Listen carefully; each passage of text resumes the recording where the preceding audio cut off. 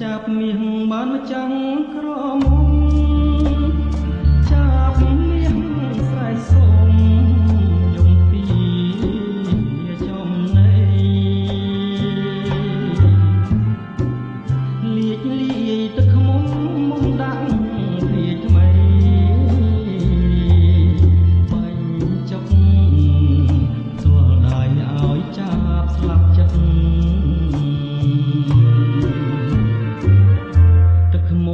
ផ្អែមឆ្ងាញ់ចាញ់សំភងស្នូចាប់ចង់បានខ្លួនស្ងួនមករួមអារិត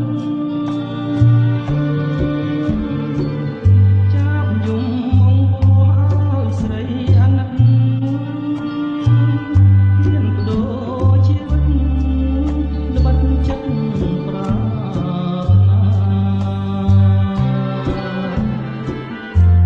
ចាប់អភ័មស្លាប់ក្នុងទ្រង់ស្រី